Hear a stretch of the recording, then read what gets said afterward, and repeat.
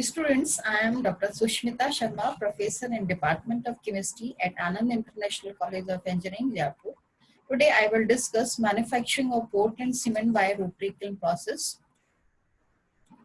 The raw material required for the manufacture of Portland cement are: first is calcareous material. These materials supply lime and include limestone, chalk, cement rock, etc.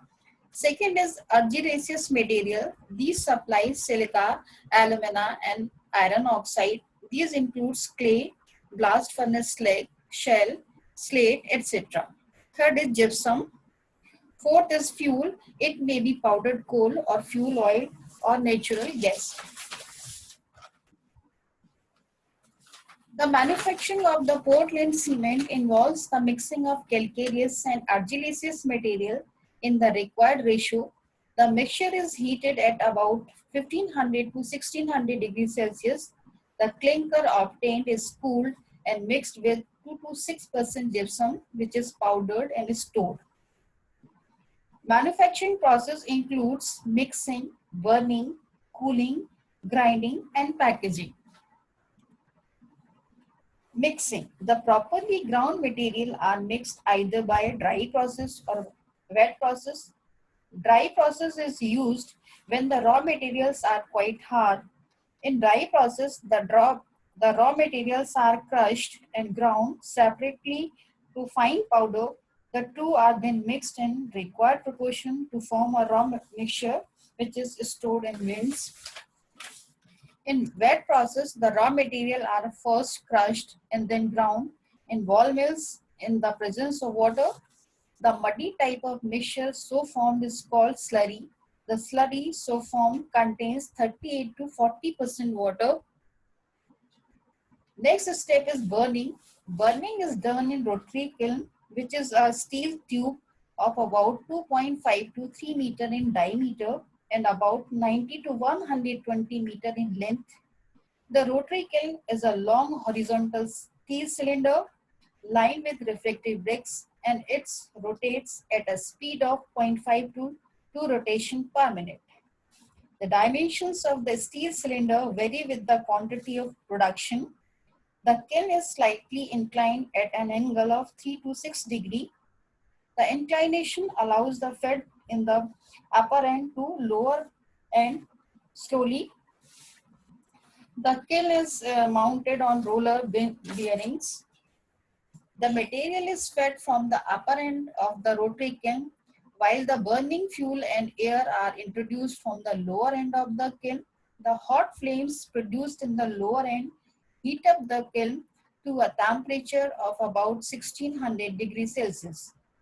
As the material passes from the upper end towards the lower end, due to inclination and rotatory motion of the kiln, it is heated up and it reaches the point of clinkering temperature.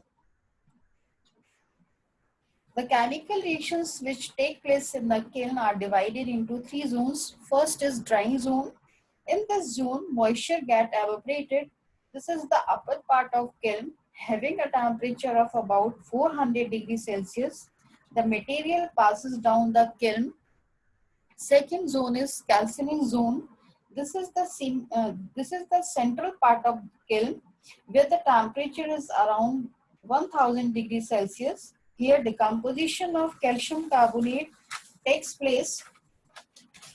Carbon dioxide escapes out and material acquire the shape of lumps. Third is clinker zone. This is the hottest zone of the kiln, having a temperature of about 1400 degrees Celsius to 1600 degrees Celsius. In this part, clay and lime react with each other, forming aluminates and silicates.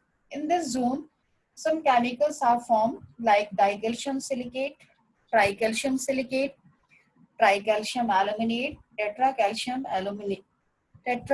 aluminoferrite.